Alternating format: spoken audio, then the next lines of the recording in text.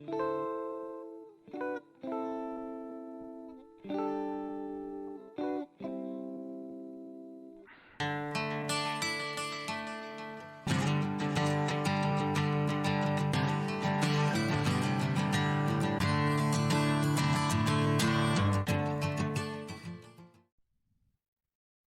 back to Grump's Barn for this 6th part, yeah? Fucking hell. 6th part of doing this bloody awful freeloader. Actually, it's not that awful, but a bit of pain in the fucking arse, as you all well know. Loving every minute of it, though. Oh, yeah. Well, things have moved on since last week. For beginners, oh bugger, I turned this over and gave it yet another coat of paint just to make sure, because I don't want to touch this fucking thing again ever. So yeah, that's all done. It's all painted up underneath. I can't be asked to get under there and show you, but believe me, it's all painted on both sides, and I also found another big bloody area of rot down on the inside of this edge of, it would be like a chassis leg, sort of, if it had a chassis proper, which it sort of has. Yeah, it has sort of got a chassis, hasn't it? Ish. But anyway, that's all been treated with acid yesterday. So I was down here for a bit. I've cleaned up inside the gearbox with a bit of brake cleaner, and as you can see, I've put the new release and slave cylinder, this all comes in one piece there, into there. That's a bit of a wiggle and a faff, but it's not too bad. And we'll see how good this quick connect fucking end on it is when it comes to going back together. Hopefully it should just clip up. But there again, it should have just clipped apart. 3.5 fucking hours later, I got it apart, didn't I? Bastard thing. And as you can see by the lovely stain all over the floor, I've drained the engine oil. Always the bloody same. You start emptying it out, it's going nicely, and then the box moves. Fucking thing. And it all just pisses out until you quickly get back under there and get it moved. But there you go, such is life. Right, now here we have a very important package. Finally, 1 new rear crank oil seal. And thankfully it comes with the fitting bit as well. Yep, so that's that ready to go on there. I've got the oil ready for it. And I've also bought some more rust treatment because I've nearly run out.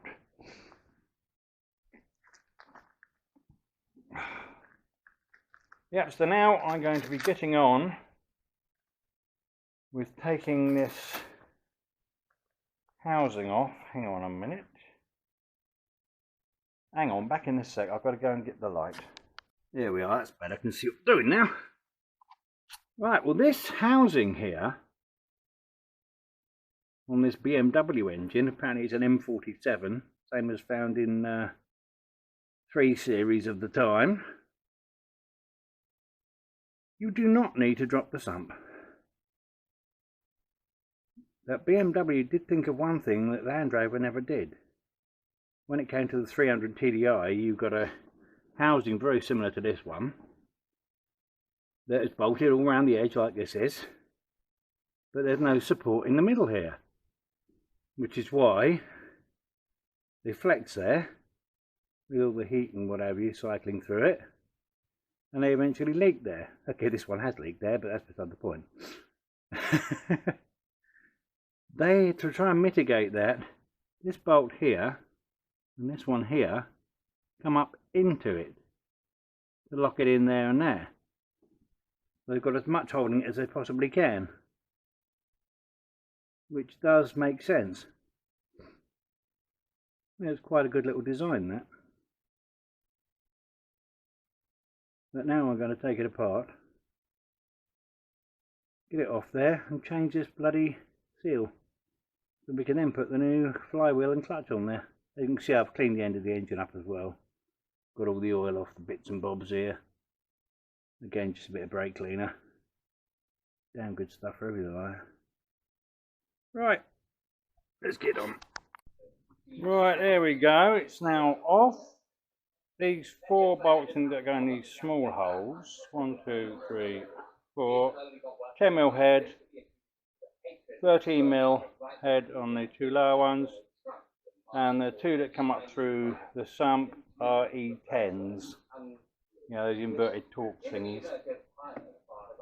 I've also had to release, there's 2 E10 Torx ones as well, long ones. You can see, I don't know if you can see them there, coming down each side. You can see the whole screw through a big gap. I released those slightly as well, and then just had to gently prise it out once it was done. Now I'm going to turn this over to this side, knock out this seal, and gently press a new one in. Right, well, unlike most things, it was a piece of cake to change this. This is the old seal. You just turn it over, and all I did was, because you're not going to be reusing it obviously, I just used a punch, nice big fat punch, in there towards the outside edge of it. Gave it a few taps one side, a few taps the other side, and it dropped out. And the new one I've just pressed in with my hand. I was expecting to have to drive it in slightly. If I was going to drive it in, I would have put the old one on top like that, bit of wood, and just gently tapped it down. But didn't need that. That pressed in with my fingers. Okay, I had to put quite a bit of pressure on it, but it's all in there, and like the old one that came out, it's in line with this casting all the way round, because that's how the old one was. Right, so it's now ready to go back on, but what I'm going to have to do is, because there is a seal behind this, well, a gasket, metal gasket. I don't have another one, but what I'm going to do is, if I turn this over, I'm going to put some Hylosil around here, around the edge, and underneath the bottom of it there, put a splodge of it as well, just to help it seal. That should do the trick. I'm just hoping my Hylosil is still good, because I haven't used it since I used it on the last Crankshaft Rear Oil Seal on the Defender. Right, let's get this done. There we go, one new seal on. And to get that on, obviously I just pressed it very carefully on as far as I could, and then just put the bolts in and very, very gently tighten them up slowly in stages, just finger tight initially, then just use my hand on an extension to tighten them up a bit more, pull it in slightly. Obviously I left the protective plastic cover on there whilst I was doing that, and gently pulled it back into place, and it went in very easily. And once I had actually got them all almost tight, I then put the 2 bottom ones in under here. Yeah, I'm sticking my fingers up at you. There you go. There, those 2. Again, only hand tight initially, and then gently torqued everything down, but the torques on it are very low, we're talking no more than 10 foot-pounds, whatever that is in Newton meters. I'm too fucking old for all that shit. Not too tight. It's all tightened down, and obviously I've also remembered to tighten up these two through bolts here, one there, that I loosened off slightly, just in case that would help. But there we go. A bit more sealant to rub off of there. I don't want that sitting around there really. A little bit of over squidge. But there we are, it's all nicely done. Ready for the flywheel to go on now. And another thing to remember if you're doing anything like this, as per Uncle Mike's advice, and it's advice I've heard elsewhere since as well, is always leave that seal to sit there for at least half an hour at the very least, so it regains its shape properly before you even think about putting any oil back in that engine. Otherwise you could find it leaking again. Right, now all time to find the flywheel. Give that a quick wash off with brake cleaner, and then we'll be dumping that on and tightening it down with all new bolts. Those bolts are done up FT of course, and all the new bolts come with Loctite on them anyway. Let's get that done. Well, there we are. Flywheel is on, all tightened down, all new bolts, and the clutch is just sitting there at the moment. I haven't put the bolts in. Obviously the flywheel face for the clutch has been cleaned up with brake cleaner. Also the pressure plate face that works the clutch has also been cleaned off as well. All I've got to do now is put the bolts in there and get this clutch centralised. Now to centralise it, I'm going to use my usual centralising tool for Land Rovers. Whether it's going to be the right size or not for them, I don't know. This is what I normally use.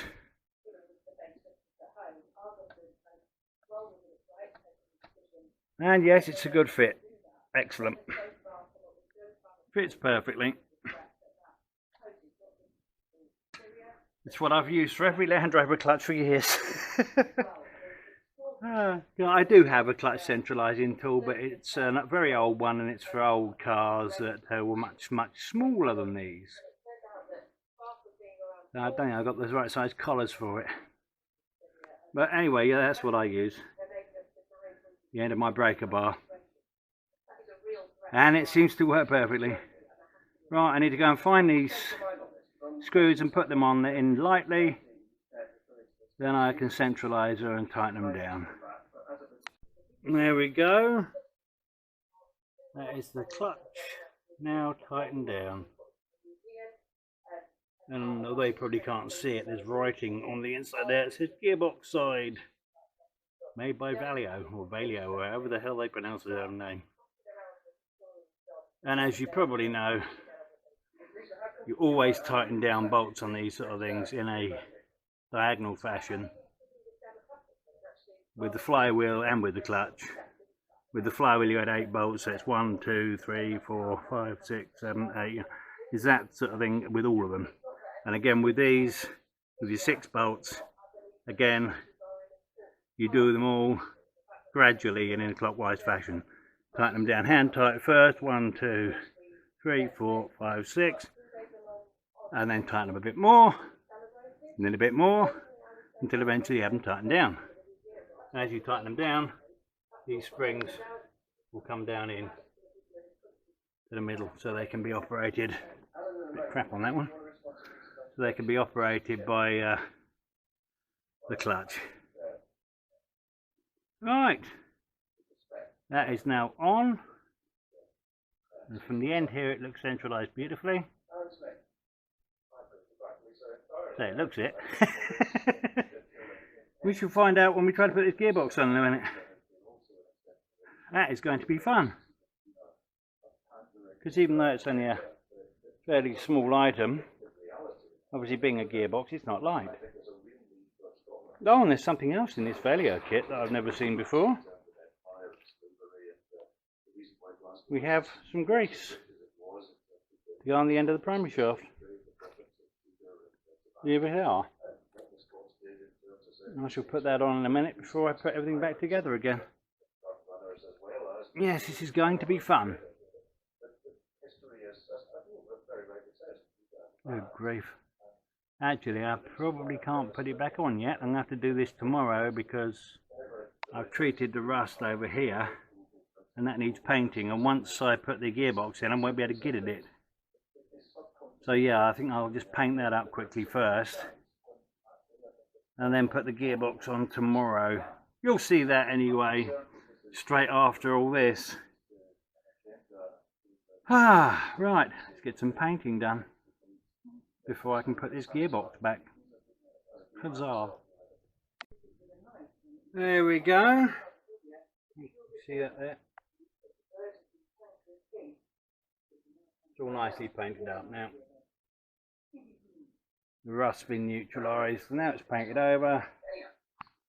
I'm not going to put that gearbox back on until tomorrow, as I say, because I don't really want to get paint all over every bloody thing, including myself.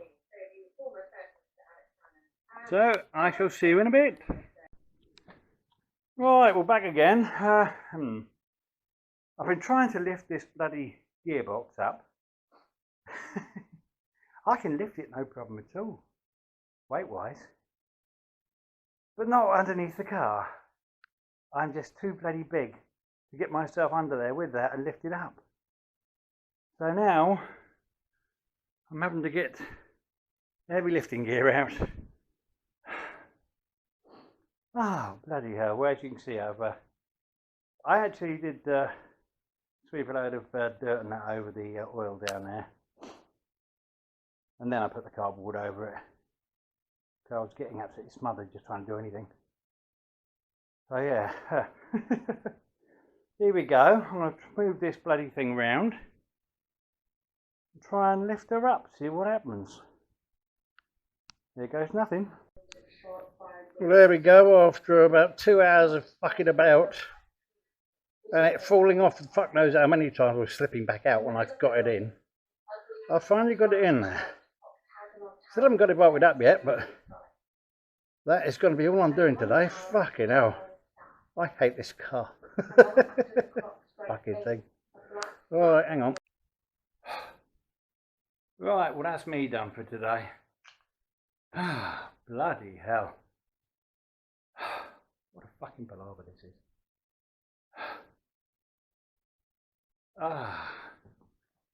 Well, as you can see here, here's the lifting gear.